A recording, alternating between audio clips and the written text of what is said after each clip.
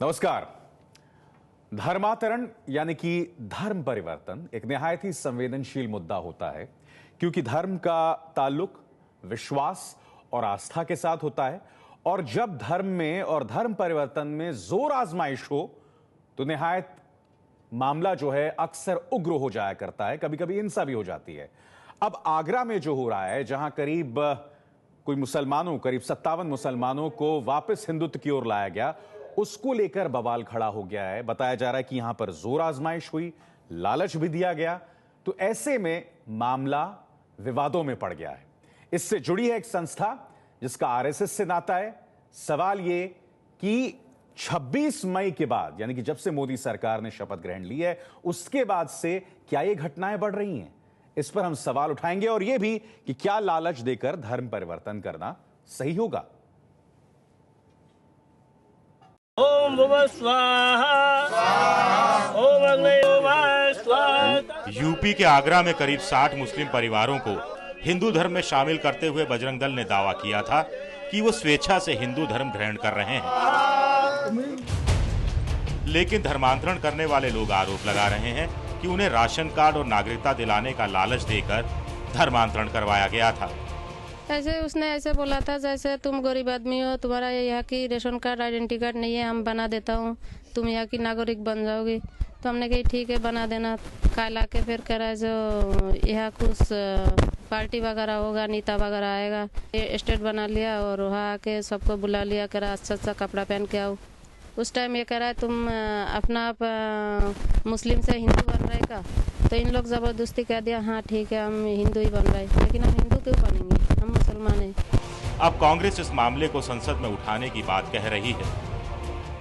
तो हमारा गृह मंत्री भी तो इंटरवीन करना चाहिए, हमारा प्रधानमंत्री इसमें इंटरवीन करना चाहिए, क्योंकि ये देश पूरा हमारा देश है। अभी से नहीं, हम जब से हम स्वतंत्र हुए तब से हम इसको एक सेकुलर कंट्री बोल के इसको सब दुनिया जानती है। मैं तो यही कहूंगा कि इसको हम पूरा मुद्दा को उठाएंगे और हमारा प्रधानमंत्री और हमारे जो गृह मंत्री है उनको हम जवाबदारी ठहराएंगे। कांग्रेस के निशाने पर आई बीजेपी भी कह रही है कि अगर आगरा में जबरन धर्म परिवर्तन हुआ है तो वो गलत है। शिक्षा से यदि कोई व्यक्ति या परिवार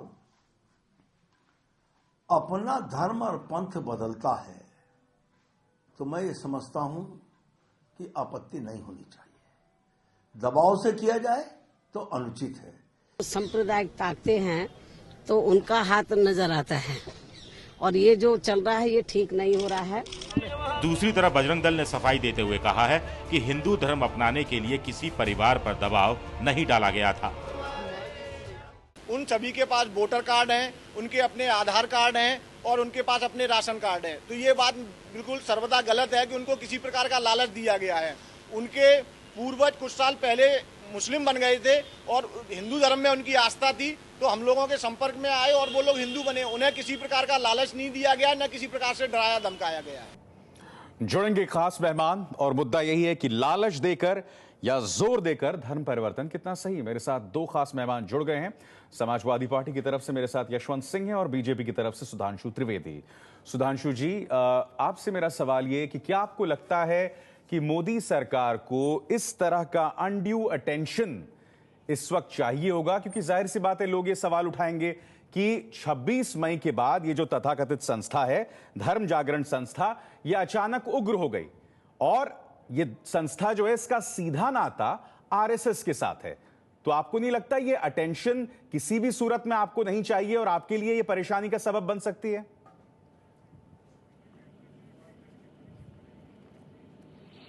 देखिए, भारतीय जनता पार्टी का बहुत स्पष्ट मानना है कि किसी भी प्रकार के दबाव से, प्रभाव से या गलत तरीकों का इस्तेमाल करके किसी का धर्मांतरण करवाना या उसका पंथ संप्रदाय परिवर्तित कराना सर्वथा अनुचित है।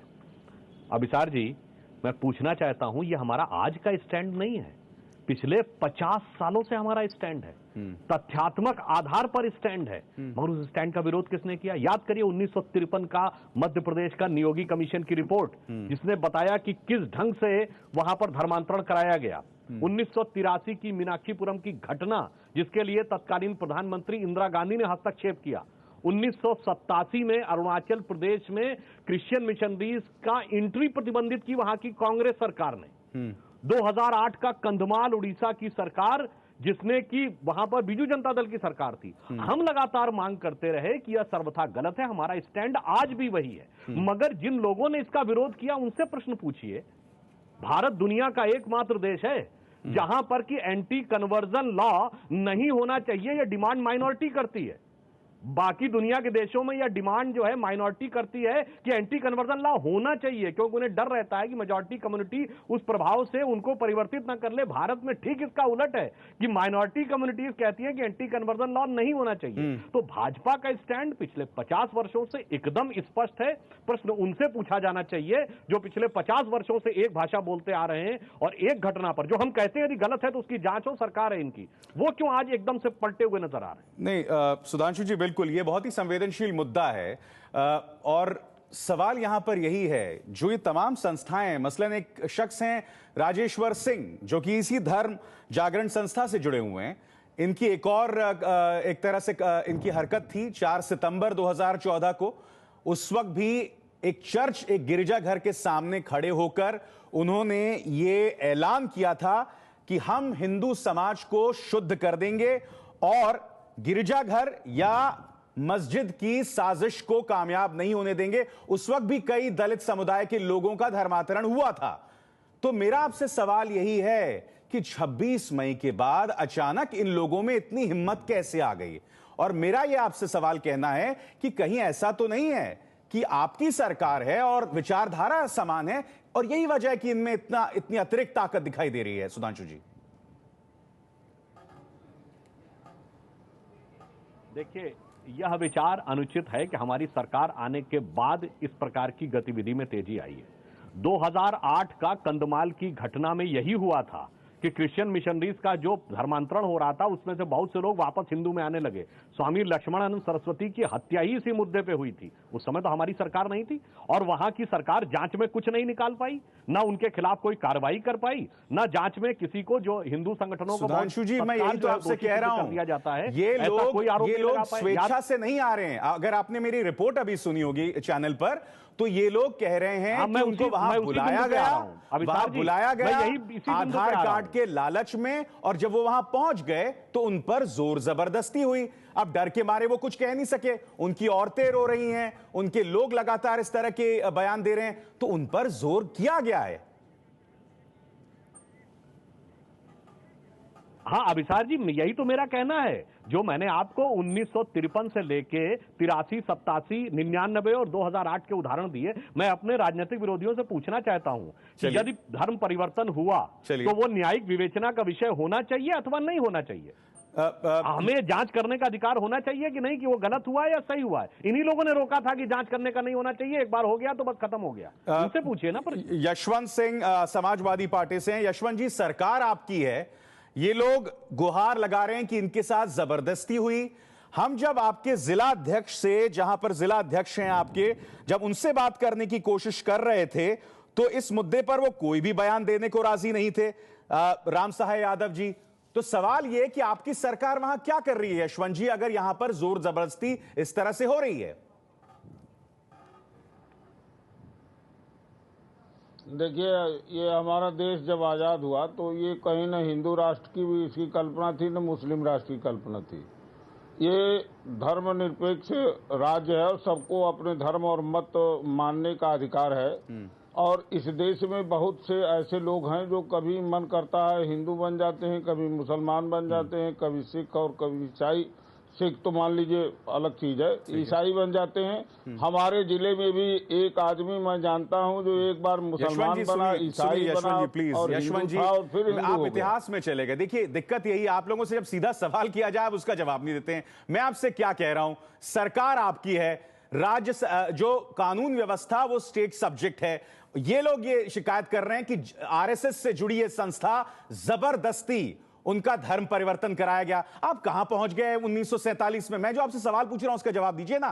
क्या अखिलेश यादव सरकार सोई हुई है? क्यों आप लोग उस पर टिप्पणी नहीं कर रहे हैं? क्यों आप कुछ नहीं कर रहे हैं? आप लोगों के साथ ये हो जाती है, मैं कह रहा हूं थोड़ी सी समस्या आप लोगों के साथ ये हो जाती है कि आप अपने मन मुताबिक जवाब चाहते हैं, मन मुताबिक नहीं है ना। सवाल अगर आप कर रहे हैं, मैं आपसे सवाल पूछ रहा हूं, आपकी सरकार क्या कर रही है? अब जैसे सरकार क्या कर रही है, सीधा सवाल है, जवाब दीजिए इस बात का। मैं तो आपसे अरे मैं आपसे कह रहा हूँ, आप सुनिएगा, उत्तर प्रदेश में समाजवादी पार्टी की सरकार है। राशन कार्ड बनवाने का अधिकार समाजवादी पार्टी की सरकार का है। उसमें भारतीय जनता पार्टी के नेता क्या प्रलोभन दे दिए, और आपको जो रिपोर्ट मिली है, तो हम आपकी रिपोर्ट को कैसे डिटो कर लें जब तक सरकार में शिकायत न हो और सरकार उसकी जांच न करे। और आज उत्तर प्रदेश में ये स्थिति किसी राजनीतिक दल की नहीं है कि वो जोर जबरदस्ती से किसी का धर्म परिवर्तन करा दे, और अगर धर्म परिवर्तन कराया है तो उसकी रिपोर्ट करने का हमारी सरकार आमंत्रण देती है, और उन लोगों के खिलाफ सख्त कार्रवाई होगी जो जोर यशवंत जी, मैं आपको लगातार मिसालें दे रहा हूं। ये मिसाल मेरे सामने है यशवंत जी। 4 सितंबर को राजेश्वर सिंह ने इसी तरह से धौंस दिखाई थी। 4 सितंबर को राजेश्वर सिंह ने इसी तरह से धौंस जताई थी। ये शख्स जो कि धर्म जागरण संस्था से जुड़ा हुआ है, इसने गिरजाघर के सामने खड़े होकर इस तरह से दहाड़ लगाई थी।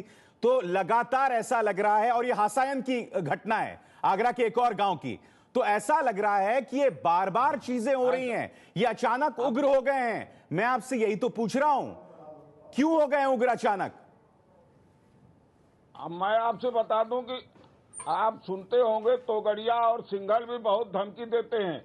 उनकी धमकी का कोई असर उत्तर प्रदेश में हो जाता है? किसी एक आदमी की धमकी इस लायक हो रही है, ये मुझे खुद में भी आश्चर्य है। और अगर इस तरह की घटना हो रही है तो सरकार निश्चित रूप से कठोर कार्रवाई करेगी। उम्मीद है। हमारे साथ जुड़ चुके हैं मकसूद उल हसन कासमी साहब, जो कि ऑल इंडिया इमाम काउंसिल के अध्यक्ष हैं। उनके पास जाने से पहले मैं आपसे ये जानना चाहता हूं सुधांशु जी कि ये एक इलाका है जहां रामशंकर कठेरिया साहब, जो कि सांसद और मंत्री हैं, यहां से सांसद भी हैं, मंत्री भी हैं। तो देखिए, ये महज इत्तेफाक नहीं है, ये गढ़ है। और उत्तर प्रदेश, आप जानते हैं, अपार सफलता हुई है। इन लोगों में अचानक एक ऊर्जा, एक स्फूर्ति आ गई है जो हमें दिखाई दे रहा है। आप इसे कैसे नजरअंदाज कर सकते हैं सुधांशु जी? अभिसार जी, अभी आपने उत्तर प्रदेश की सत्ताधारी पार्टी के प्रतिनिधि यशवंत जी का बयान सुना। कोट अनकोट में बोल रहा हूं, उन्होंने कहा समाजवादी पार्टी की उत्तर प्रदेश में सरकार है, किसी की हैसियत नहीं है कि जोर जबरदस्ती से करवा ले, और वो आमंत्रण दे रहे हैं कि इस बात की जांच की रिपोर्ट की जाए। इससे तो हमारी बात की पुष्टि हो रही है, जोर जबरदस्ती नहीं हुई है तो जांच करा दीजिए। इसका अर्थ ये हुआ कि हमारे ऊपर जो आरोप लगाए जा रहे हैं, अगर समाजवादी पार्टी लगाए जा रहे हैं, एक शुतुरमुर्ग की तरह उसने अपनी गर्दन को रेत में दफन कर दिया, तो मैं कुछ नहीं कर सकता हूं। मेरी रिपोर्ट और मेरे रिपोर्टर्स ये लगातार तस्दीक कर रहे हैं सुधांशु जी कि उनके साथ जबरदस्ती हुई है। अभिसार जी, देश के दर्शकों को यह जानने का अधिकार है, देश के दर्शकों को जानने का अधिकार है। याद करिए मध्य प्रदेश का झाबुआ नंद का बलात्कार कांड, तत्कालीन मध्य प्रदेश के मुख्यमंत्री ने पहले ही बजरंग दल पर आरोप थोप दिया था। जब जांच हुई तो क्या पाया गया कि वो क्रिश्चियन ग्रुप्स की राइवलरी का नतीजा था। उनकी हिम्मत नहीं हुई कि सीबीआई को वो जानकारी रिफर कर दें। 1999 में ग्राहम स्टोन्स की हत्या का दुखद प्रकरण, उसमें भी वहां की गिरधर गोमांग, मगर यहाँ तो सारी तस्वीरें तस्दीक कर रही है ना हकीकत की। सब राजनीतिक उद्देश्य से प्रेरित होता है, मूल कारण कुछ और होता है। ठीक है, मकसूद उल हसन कासमी साहब, आपसे मैं जानना चाहता हूं, काम समाजवादी पार्टी की सरकार से ज्यादा दूसरे लोग कर रहे हैं। ठीक है कासमी साहब, समाजवादी पार्टी ने तो कह दिया किसी की हिम्मत नहीं है कन्वर्जन हो सके, धर्मांतरण हो ही नहीं सकता, और दूसरी तरफ बीजेपी जो है अपने प्रभाव से हो रहा है ऐसा मानने को तैयार नहीं है। आपका क्या तर्क है, यह क्यों हो रहा है? हमारी रिपोर्ट इस बात की तस्दीक जबकि करती है।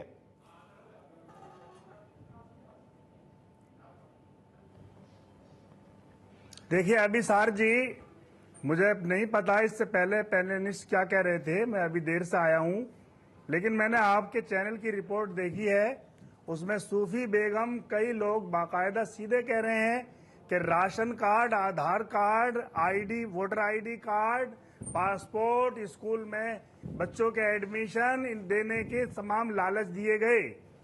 आपको मैं बताना चाहता हूं, ये लोग समाजवादी पार्टी वाले कह रहे हैं कुछ नहीं हुआ है। मैं मुजफ्फरनगर में जब फसाद हुआ और नंगा नाच हो रहा था, जब भी समाजवादी पार्टी की सरकार थी और पूरे संघ परिवार खुला हुआ, खुली नंगा नाच दहशतगर्दी मचा रहा था। ये अभी 1 साल ही हुआ है, उस वक्त भी समाजवादी पार्टी की सरकार थी। और अभी जो झूठे लव जिहाद के झूठे जो इल्जाम लग रहे थे और योगी आदित्यनाथ खुल्लम खुल्ला घूम रहे हैं, वो पाकिस्तान में नहीं रहते हैं, ठीक है कासमी साहब, वो भी समाजवादी की सरकार में यूपी ही में है। ठीक है कासमी साहब, ठीक कोई है, लगाम नहीं लगाई जा रही। ठीक है, लगाम नहीं लगाई जा रही। चाहता हूँ यशवंत जी, यशवंत जी, क्या एक किस्म का फिक्स्ड मैच है उन पर, एक किस्म का फिक्स्ड मैच है क्या उत्तर प्रदेश के अंदर? मुझे बोलने दिया जाए। नहीं, मैं समझ गया आपकी बात। बोल नहीं रहा था पहले, मुझे मेरी बात तो सुनिए पूरी। नहीं, मैं आपकी बात समझ गया, मैं समझ गया कासमी साहब, मैं फिर आऊंगा आपके पास, मैं आऊंगा मैं आपके पास। क्या करते हैं संघी लोग, जहां थोड़े मोटे माइनॉरिटी के लोग गरीब गुरबा रहते हैं, हाँ। उन पर बांग्लादेशी होने का इल्जाम लगा करके उनमें उनको भय पैदा करते हैं। ठीक है, उनको डराया जाता है, ठीक है, उनको धमकाया जाता है, ठीक है, उनको कहा जाता है तुमको भगा देंगे, ठीक है, और वरना तो तुम हिंदू धर्म इख्तियार कर लीजिए तब तुम्हें बचा। चलिए, मैं आपकी बात समझ गया कासमी साहब। मेरे साथ जुड़ गए हैं अज्जू चौहान, वो संस्था है जो कि धर्मांतरण में शामिल है। आप मुझे बताइए अज्जू चौहान साहब कि आस्था और विश्वास में जोर आजमाइश की जगह कहां है? वो महिलाएं लगातार इस बात को लेकर रुदाली कर रही हैं कि उनको न सिर्फ धोखा दिया गया, धोखाधड़ी की गई, धमकाया गया, लालच में उनको वहां बुलाया गया कि आपको आधार कार्ड दिया जाएगा, ये वो कह रही हैं। तो आप उसे किस तरह से खारिज कर सकते हैं? नहीं देखिए, नहीं देखिए, जो ये बात आ रही है कि उनको लालच दिया गया है, लेकिन लालच किस प्रकार का दिया गया, जिसकी आप बात कर रहे हैं कि उनको वोटर कार्ड का लालच दिया गया, उनको राशन कार्ड का लालच दिया गया, लेकिन अगर आप जानकारी करेंगे तो ये सब चीजें उनके पास पहले से हैं और वो लोग कोई नए लोग नहीं है। वो लोग यहाँ पिछले 20-22 सालों से यहाँ पर रह रहे हैं और यहाँ के स्थानीय निवासी हैं। और केवल जो ये कादरी साहब भी जो इस बात को बोल रहे हैं कि उनको लालच दिया गया, लालच की कोई बात नहीं थी। ये तो केवल स्वेच्छा का प्रश्न था। उनके पूर्वज हिंदू थे, उनके माँ बाप हिंदू थे और उन लोगों ने स्वेच्छा जताई थी कि हम लोग हिंदू धर्म में वापस आना चाहते हैं, तो हम लोगों ने इतना काम किया है। बाकी लालच अगर होता, अगर उन्हें हम ताजमहल में प्लॉट काट करके दे रहे होते, जबरदस्ती की गई, ठीक है, उनका पक्ष ये है कि उनके साथ जबरदस्ती की गई, ठीक है, एक आपका पक्ष है और उनका पक्ष है, वो नहीं ऐसा गलत जबरदस्ती की गई, जबरदस्ती का कोई मतलब ही नहीं। नहीं जबरदस्ती, अभी आप कह रहे थे कि लालच दे करके बात की गई है, अभी आप कह रहे हैं कि जबरदस्ती की गई है। आप लोग पहले ही तो डिसाइड कर लीजिए दोनों में से हुआ क्या है। कभी आप कहते हैं कि लालच की बात होती है, कभी अब आप कादी साहब कह रहे हैं कि जबरदस्ती की गई है, कि संघ का एजेंडा होता है। संघ का एजेंडा ऐसा नहीं होता है। संघ का एजेंडा भाई बनाने का होता है, बंधुत्व बनाने का होता है। ऐसी कोई बात नहीं है कि किसी को लालच दे करके। और फिर जो आप बार बार धर्म परिवर्तन की बात कर रहे हैं, ये धर्म परिवर्तन नहीं है, ये घर वापसी है। जो लोग 20-25 साल पहले चले गए थे और उसके बाद कासमी साहब कुछ कहना चाह रहे हैं? हाँ बोलिए कासमी साहब। लोग बांग्लादेशी होने का इल्जाम लगाते हैं, उन पर भय डालते हैं। बिल्कुल घर वापसी और है। मैं ये बता देना चाहता हूँ कि खुफिया एजेंसी के लोग भी इनके साथ मिले हुए हैं। अच्छा। और इस तरह के लोगों को चारों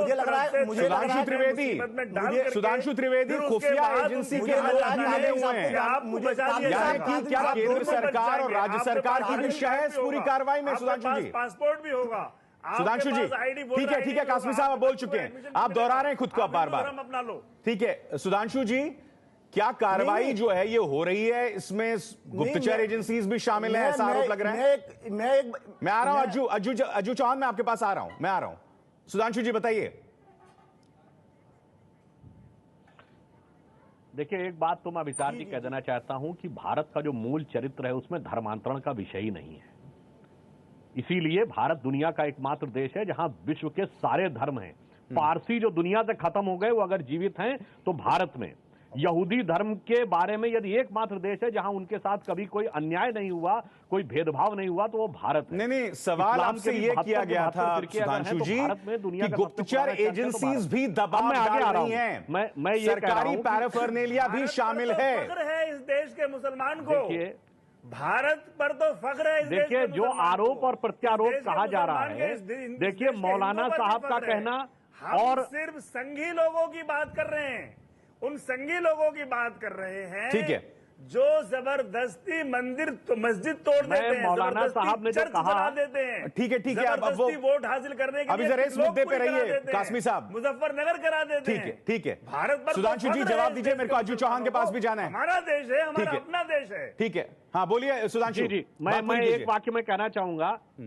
एक तो जो मौलाना साहब ने जो बात कही उसको मैं सिरे से खारिज करता हूं। अभी यशवंत जी ने कहा था सन 47 में माइनॉरिटीज इस देश में 8% थे, आज 16% है। ठीक है। अगर ऐसा इस देश का चरित्र होता तो ये उल्टी संख्या होती। ठीक है। और जो अज्जू चौहान और मौलाना साहब कह रहे हैं, इन दोनों के विवाद में न पड़ते हुए, ठीक है, मैं ये पूछना चाहूंगा मौलाना साहब से और समाजवादी पार्टी से कि जब हम ये कहते हैं कि कोई धर्म परिवर्तन हुआ, तो उस व्यक्ति को यह प्रूव करना पड़ेगा कि उसने स्वेच्छा से किया है, किसी दबाव में नहीं किया। तो ठीक है, चलिए अज्जू चौहान मुझे एक बात बताइए, ना हो तो क्या वो इस बात के लिए तैयार है कि धर्म परिवर्तन अज्जू चौहान, मेरे पास वक्त कम है, मुझे एक सवाल का जवाब दीजिए।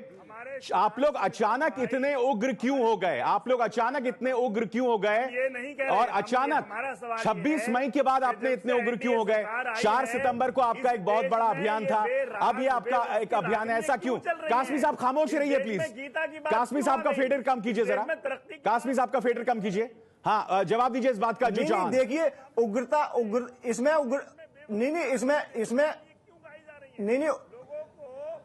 उग्रता की बात नहीं है।